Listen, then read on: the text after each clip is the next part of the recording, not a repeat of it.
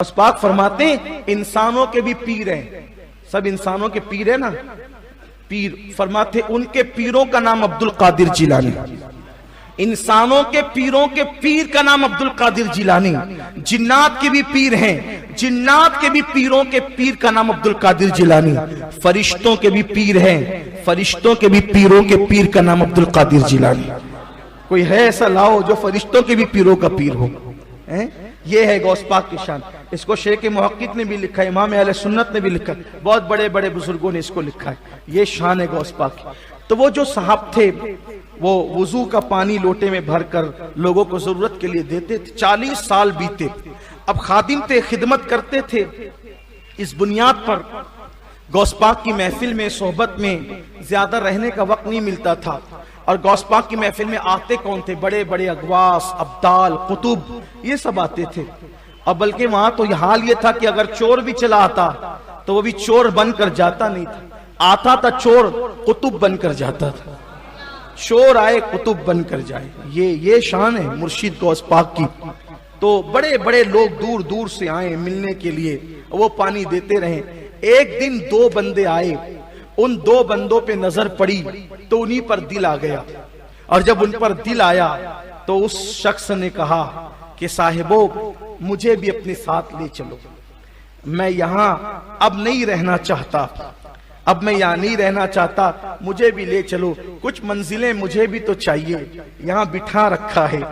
ملاقاتیں کم ہوتی ہے، نظر بھی کم پڑتی ہے، حالانکہ جس کا فرمان و نظر تو الہ بلاد اللہ جماع، کہ میں اللہ کے شہروں کو ایسے دیکھتا ہوں جیسے تم ہتھیلی پہ رائی کا دانہ دیکھتے ہو، پھر وہاں آنکھوں سے دیکھنے کا کیا معاملہ، پھر وہاں تو نظر میں ہی ہے نا، پھر تو نظر میں، وہاں تو نظر ہی کے اندر ہے۔ واللہ ان کی نظر میں نہ ہوتے تو اوروں کی نظر تو اب تک خاتمہ کر چکی ہوتی۔ یہ ان کی نظر کی برکت ہے کہ اوروں کی نظر پڑنے نہیں دیتے۔ یہ حضور غوث العظم دستگیر کی شان ہے۔ بہرحال انہوں نے کہا صاحبو مجھے بھی اپنے ساتھ لے چلو۔ وہ دونوں تھے ابدالوں میں، وہ بھی دونوں ابدالوں میں سے تھے، مرشدی غوث پاک کو ملنے آئے تھے۔ جب انہوں نے کہا، اور ابدال لوگ بڑے سیدھے سادے بھولے بھالے ہوتے ہیں، وہ کسی کو نہ نہیں کہتے۔ میرے آقا فرماتے ہیں وہ بھوکے رہتے ہیں، کھاتے نہیں ہیں، جلدی سے نہیں کھاتے۔ وہ ان سے کوئی جھگڑا کرتا ہے تو وہ لوگوں سے لڑتے نہیں ہیں، ان کو کوئی مار دے تو وہ معاف کر دیتے ہیں، وہ کسی کے لیے دل میں کینہ نہیں رکھتے۔ ان کی شان یہ ہوتی ہے کہ وہ زیادہ نفل نماز روزے پر توجہ نہیں دیتے، بلکہ ان کی توجہ دل کی صفائی پہ ہوتی ہے۔ ان کے دل میں کسی کے لیے بغض نہیں، کینہ نہیں، عداوت نہیں، خود بھوکے رہ کے دوسروں کو کھلاتے ہیں۔ لوگ ان پر ظلم ڈھاتے ہیں، وہ لوگوں کے لیے کرم کی دعائیں کرتے ہیں۔ یہ ابدالوں کی پہچان ہے، اور وہ لوگ بھوکے پیاسے زیادہ رہتے ہیں، لیکن ان پر دل آ گیا تو انہوں نے کہا چلیے میں بھی چلتا ہوں۔ انہوں نے کہا چلیں ٹھیک ہے چلتے ہیں۔ چلے، تھوڑی دور چلے تھے۔ جو ناز و نعم میں پلتا ہے پھر اس کے تو نخرے کچھ اور ہوتے ہیں۔ کچھ دور چلے، کہا حضرات مجھے تو بھوک لگ گئی، اس لیے کہ میں جہاں سے آ رہا ہوں وہاں کھانے پینے اور دسترخوان بڑے وسیع تھے، کیونکہ غوث پاک کا لنگر ایسا شاندار چلتا تھا، آج بھی چلتا ہے، آج بھی چلتا ہے۔ اس دور میں غوث پاک کی ظاہری حیات میں بھی چلتا تھا۔ اور غوث پاک کہتے ہیں مجھے کھانا کھلانے سے بڑی کوئی نیکی نظر ہی نہیں آئی نیکی کے دفتر میں۔ فرمایا کاش میرا اللہ مجھے نوازتا تو میں پوری دنیا کو کھانا کھلاتا۔ مرشد غوث پاک نے کہہ کیا دیا، اللہ نے زبان کیا پوری کی، مرشد آپ کہتے ہیں کہ میں پوری دنیا کو کھلاتا، آپ تو قبر میں سونے کے لیے 900 سال ہو گئے، پوری دنیا میں قادری غلام 11ویں کے نام پر ہر روز دنیا کو کھلا، ہر روز دنیا کو کھلا رہے ہیں۔ زبان آپ کی قدرت نے پوری کیسے کی، اللہ اکبر۔ یہ مرشدی غوث پاک تو کہا وہاں بڑے ناز و نم تھے، بھائی میں تو بھوکا ہوں۔ ان ابدالوں نے کہا حضرات ہم کھانے پینے والے لوگ نہیں ہیں، ہم 24 گھنٹے میں ایک بار کھاتے ہیں، اور وہ بھی پکا کر نہیں کھاتے، خرید کر نہیں کھاتے، اللہ دیتا ہے تو ہی کھاتے ہیں، ورنہ ہم ایسے نہیں کھاتے۔ آپ واپس جائیں، آپ ہمارے ساتھ رہنے کے قابل نہیں ہو، آپ نہیں آ گئے تو اب چلنا ہی پڑے گا۔ کافی 24 گھنٹے میں ایک بار، 24 گھنٹے ہوئے، بھوک سے حالت خراب، مفت پالا تھا کبھی کام کی عادت نہ ہوئی، ہائے آج یہ حال ہو گیا۔ تو بھوک سے نڈھال، بھوک، تکلیف، تھکن، سب کچھ، 24 گھنٹے بیتے۔ کہا حضرات رحم کرو، مر نہ جائیں، کھانے کا انتظام کرو۔ ایک بدل نے مصلی بچھایا، 2 رکعت نماز پڑھی، دعا کی، 3 کٹورے سالن، 3 روٹی آسمان سے نیچے اتری۔ ہاں یہ اہل حوث کے لیے نہیں. آپ کہیں گے دلیل کیا؟ دلیل تو اہل سنت کی کتابوں میں ہے، لیکن میں اس کو بخاری مسلم سے پیش نہیں کر سکتا، اس لیے کہ یہ بات بخاری مسلم کے بہت بعد میں ہے. تو جیسے کہ لوگ کہتے ہیں کہ بھائی اگر جو ہے وہ غوث پاک رضی اللہ عنہ نے مردہ زندہ کیا تو بخاری میں کہاں ہے؟ تو ظاہر سی بات ہے بخاری کے لکھ جانے کے 300 سال کے بعد پیدا ہوئے تو پھر اس نے بخاری میں کہاں آنا ہے؟ تو یہ بھی ایک عجیب سی بات لوگ کرتے ہیں. لیکن لوگوں کو اتنا پتا ہونا چاہیے کہ بخاری سے پہلے تو قرآن میں موجود ہے کہ ولی نے مردہ زندہ کیا ہے، ورنہ سورہ یاسین کس چیز کا نام ہے؟ سورہ یاسین کے اندر موجود ہے صادق، صدوق اور شمون کا جو واقعہ ہے یہ اسی کے اندر موجود ہے کہ ولیوں نے مردہ زندہ کیا ہے. اور اس کا معاملہ یہ ہے کہ جب وہ مردہ زندہ کر رہے تھے تو حضرت عیسیٰ علیہ السلام چوتھے آسمان پہ کہہ رہے تھے مولا میری امت کا ولی دعا کر رہا ہے، لاج رکھنا تیرا کام ہے. سفارش کون کر رہا تھا؟ عیسیٰ علیہ السلام، کہ میرا ولی دعا کر رہا ہے، لاج رکھنا تیرا کام ہے کیونکہ وہ میرے دین کا محافظ بن کر کھڑا ہے. تو اب کیا ہمیں قرآن سے یہ سبق نہیں ملتا کہ اگر سورہ یاسین یہ بتا رہا ہے کہ امت عیسیٰ دعا کرے امت عیسیٰ کا ولی، تو پھر سفارش کے لیے حضرت عیسیٰ کھڑے رہتے ہیں کہ میرے دین کی حقانیت کا سوال ہے، تو نے مردہ زندہ کر رہا ہے اگر اس نے کہہ دیا تو. اور جب غوث پاک کہتے ہوں گے کم باذن اللہ، تو مصطفیٰ جان رحمت کہتے ہوں گے میرا عبد القادر کھڑا ہے مولا، اب لاج تیرے ہاتھ. اب معاملہ صرف دین کا ہی نہیں، دین کا بھی ہے، محی الدین کا بھی ہے.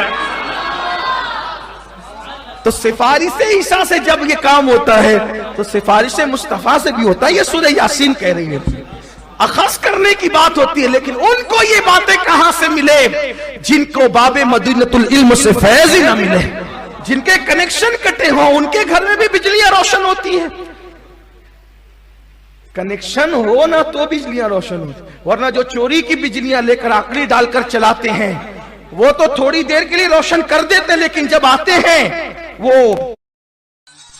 پاور ہاؤس والے تو پھر گھر میں اندھیرا کرنا پڑتا. نہیں ہمارے یہاں کچھ نہیں ہے، ایسا ہی ہے. ادھر ادھر کی سن کے علمی بات کرنا اور بات ہے، کنیکشن کے ساتھ کرنا یہ اہل سنت کا نصیبہ ہے. اس لیے کہ وہاں سے کنیکشن جڑا ہونا یہ لیگلی ہے اور اس شان کا ہے. ایک ایک نام ہم بتا سکتے ہیں یہ کہاں سے کہاں، کہاں سے کہاں، کہاں سے کہاں. ہمارے یہاں شجرہ اسی کو تو کہتے ہیں، ہمارا شجرہ اسی کو کہتے ہیں. یہ کنیکشن ہے. بہرحال تو انہوں نے دعا کی بدل صاحب نے، اور 3 کٹورے سالن اور 3 روٹیاں تینوں نے ایک بار لی. پھر کھا پی لیے، سیر ہو گئی طبیعت. دنیا کا کھانا نہیں تھا، کھانا کہیں اور سے آتا، بڑا مزہ آیا. پھر 24 گھنٹے گزرے تو پھر بھوک لگی. پھر اس صاحب نے کہا صاحب و رحم کرو، اب 24 گھنٹے ہو گئے. انہوں نے دوسرے بدل صاحب نے پھر مصلی بچھایا، پھر دعا کی. پھر 3 کٹورے 3 روٹیاں. دوسرا 24 گھنٹہ گزرا، تیسرا 24 گھنٹہ آیا. کہا رحم کرو بھائی، پھر بھوک لگ گئی ہے، بھوک بہت لگ رہی ہے. تو کہا کہ دیکھو ہم لوگوں کا یہ دستور ہے کہ جتنے لوگ ساتھ ہوتے ہیں دعا اتنے لوگوں سے کرائی جاتی ہے. کل میں نے کی تھی، آج گزشتہ کل انہوں نے کی، اور اب باری آپ کی ہے. کہا بھائی میں سیدھا سادہ سمپل سا آدمی ہوں، زیادہ پڑھا لکھا بھی نہیں ہوں، میری کوئی حیثیت نہیں ہے. آپ ایک کام کریں کہ آپ لوگ ہی کچھ کریں، روٹی آئے گی، میں کچھ نہیں جانتا. ان لوگوں نے کہا یا کرو یا مرو، دعا کرو، روٹی منگاؤ، کھانا منگاؤ، ورنہ مرو، بھوکے مرو، کوئی بات نہیں ہم چلے. تو کہتے ہیں نا کہ مرتا کیا نہ کرتا. جب جان پہ بن آتی انہوں نے مصلی بچھایا، 2 رکعت نماز پڑھی. اللہ مجھے کچھ نہیں آتا، میں سیدھا سادہ آدمی، بلکہ کبھی روٹی مانگنے کی ضرورت پیش ہی نہیں آئی.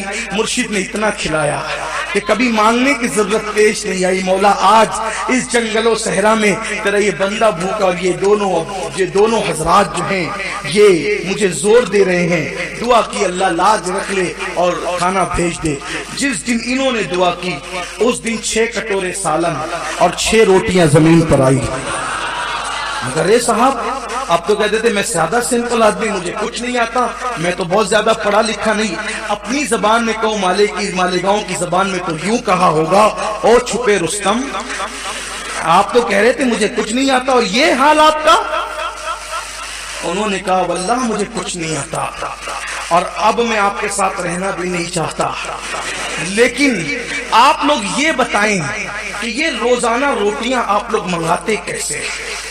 کہا لیکن آپ کا معاملہ ہمارے سمجھ میں نہیں آیا کہ آپ کے مانگنے پر ڈبل کیسے آیا؟ ہمارے مانگنے پر تو ایک ایک آتا تھا، آپ کے مانگنے پر ڈبل۔ کہا وہ سب ہم بعد میں بتائیں گے، لیکن پہلے یہ بتاؤ آپ لوگ کیسے منگاتے ہو؟ کیونکہ میں نے جیسے منگایا وہ تو میرا دل جانتا ہے، لیکن آپ لوگ کیسے منگاتے ہو؟ انہوں نے کہا حضرات ہم لوگ ابدال ہیں، ابدال، وہ جو 40 لوگ ہوتے ہیں ان میں سے ہم 2 ہیں، ابدال ہیں، اور ہم کماتے نہیں ہیں، ہم لوگ جو ہے وہ خریدتے نہیں ہیں، پکاتے نہیں ہیں، اس میں وقت نہیں لگاتے، ہم اللہ کی یاد میں رہتے ہیں، اللہ کی یاد میں رہتے ہیں، لیکن ہم ابدال ہیں۔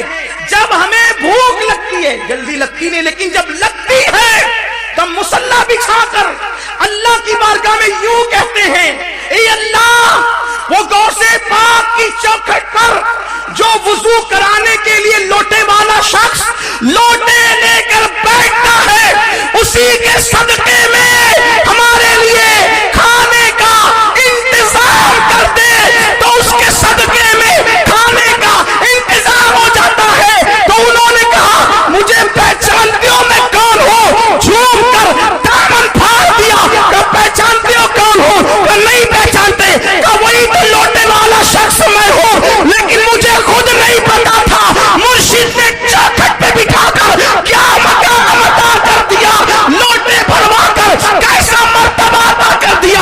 اللہ اکبر کہتے ہیں کہ جس کے وسیلے سے ابدال دعا کرتے ہو، جب مرشد نے اس قابل بنایا ان کی چوکھٹ چھوڑ کر جانا کوئی عقل مندی نہیں، تب مجھے پتا چلا جس کی چوکھٹ پر بیٹھ کر لوٹے میں پانی بھر کے مہمانوں کو دینے والے کے وسیلے سے ابدال دعا کر کے کھانا منگاتے ہیں، جب اس لوٹے والے بزرگ کی شان یہ ہے تو پھر چوکھٹ کے اندر رہنے والے غوث الاعظم دستگیر کے وسیلے کی شان کا عالم کیا ہوگا۔ اسی لیے فرماتے ہیں جب دعا کرو میرے وسیلے سے کرو، جو میرے وسیلے سے دعا کی جاتی اللہ قبول فرماتا ہے۔ یہ ایک مرشد حضور غوث پاک رضی اللہ تعالی عنہ کی شان ہے، اور یہ ایسا عنوان ہے کہ مجھے اس پر کھڑا کیا جائے تو میں حریص ہوں۔ کچھ عنوانات ایسے ہیں کہ جو میری اپنی طبیعت میں رچ بس گئے ہیں، اور مجھے ایسا لگتا ہے کہ یہ میری زندگی کے عنوان ہیں، اس لیے کہ اپنے پاس کچھ نہیں ہے، جو کچھ ہے سب انہی کی چوکھٹ کی خیرات ہے۔ اور آپ سے بھی کہتا ہوں مضبوط دامن پکڑو، اور ایسا پکڑو کہ یک گیر محکم بگیر۔ میں تو کہتا ہوں، لوگ کہتے ہیں ملتا نہیں، میں کہتا ہوں ملے نہ ملے یار، کیا یہ کم ہے کہ نام لینے کی توفیق مل جاتی ہے؟ اس سے بڑھ کر ساتھ، اور ان کے یہاں تو کون محروم رہتا ہے؟ کوئی دل لگا کر تو دیکھے، کوئی دل لگا کر سچے دل سے کوئی ہو کر یقین پیدا کرو، مضبوط یقین، انشاءاللہ برکتیں نصیب ہوگی۔ اب ختم قادیہ شریف پڑھا جائے گا۔ میں یہ چاہتا ہوں کہ الگ الگ پڑھیں گے تو بہت وقت لگے گا، تو اس لیے مجمع بڑا ہے، تو جتنے اوراد و وظائف ہیں سب یہاں سے پڑھے جائیں گے، اور آپ سب ایک ساتھ پڑھیں۔ میں تھوڑا سا پوچھ لوں، آپ لوگوں سے برا نہیں مانیں کہ تو پھر ہمیں اندازہ ہو جائے گا کتنے بار پڑھنا ہے۔ درود غوثیت کتنے لوگ پڑھنا جانتے ہیں؟ ذرا ہاتھ اٹھائیں۔ ہاں ٹھیک ہو گیا کام۔ تیسرا کلمہ کتنوں کو یاد ہے؟ ماشاءاللہ۔ سورہ علم نشرہ کتنوں کو یاد ہے؟ ماشاءاللہ ٹھیک، یہ بھی ٹھیک۔ اور قل واللہ شریف کتنوں کو یاد ہے؟ ماشاءاللہ۔ باقی کے جتنے اوراد ہیں پھر وہ سب آسان ہیں، آپ کو جو ہے پڑھ کر کے یعنی سن کر کے آپ خود ہی پڑھ سکتے ہو، وہ بہت مشکل نہیں ہے، بہت آسان ہے، پھر آپ اس کو آسانی کے ساتھ پڑھ سکتے ہو۔ لیکن ایک گزارش کرتا ہوں عید غوثیہ میں آنے والوں، کم سے کم اتنی صورتیں تو یاد کر لو، جو قرآن مقدس کی آخری صورتیں، کم سے کم اتنا تو یاد کر لو کہ ہمیں اگر سورہ علم نشرہ نہیں یاد ہے تو کتنے شرم کی بات ہے، درود غوثیہ نہیں یاد ہے کتنے شرم کی بات ہے، قل هو اللہ نہیں یاد ہے، پھر ہم کس دن کے مسلمان ہوئے ہیں؟